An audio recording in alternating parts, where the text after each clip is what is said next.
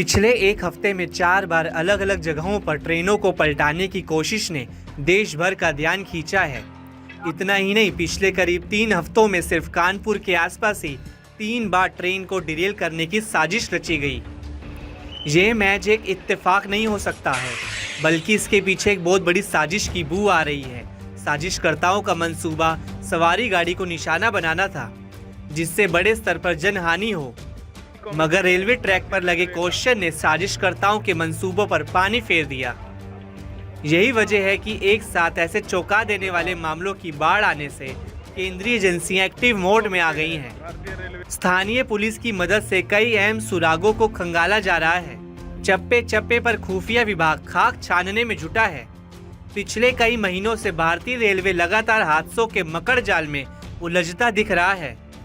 एजेंसियां ये भी जानने की कोशिश में है कि इसके पीछे कोई आतंकी संगठन शामिल है या ये लोन वुल्फ अटैक है, जिसमें कुछ लोग अपना ग्रुप बनाकर किसी बड़े हादसे को कराने की साजिश रच रहे हैं। फिलहाल एजेंसियों को कोई अहम सुराग नहीं मिला है। बीते दिनों में रेलवे को निशाना बनाने के कई मामले सामने आने के बाद इसमें आतंकी संगठनों की भूमिका को नकारा नहीं जा रहा है।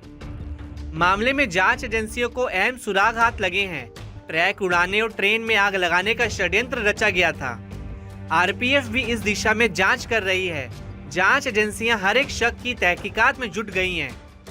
ट्रेन पलटाने की साजिश के पीछे आईएसआईएस के खुरासान मॉड्यूल भी रडार पर है। अक्सर कुछ समय खामोश बैठने के बाद अचानक ये संगठन सुर्खियों में आ जाता है।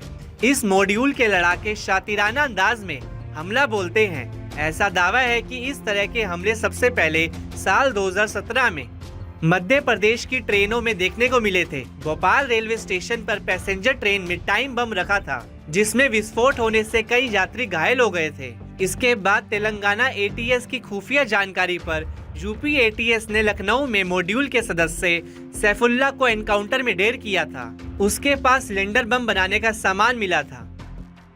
ऐसी आशंका जताई जा रही है कि इस तरह की घटनाएं खुरासान मॉड्यूल ही करवाता है। वारदात को अंजाम तक पहुंचाने में लोकल मॉड्यूल की मदद ली जाती है। बता दें कि खुरासान मॉड्यूल का पहले भी भारत में कई हमलों में नाम सामने आ चुका है। माना जाता है कि आईएसआईएस खुरासान साल 2014 में पहली बार उत्तरी अफगानिस्तान में चर्चा में आया था।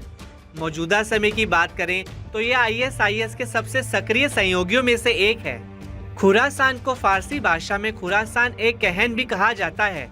शुरुआत में खुरासान लड़ाके आतंकी संगठन अल कायदा की एक ब्रांच के तौर पर काम करते थे, मगर साल 2014 के बाद खुरासान आतंक के नए खौफनाक नाम के रूप में पसरा।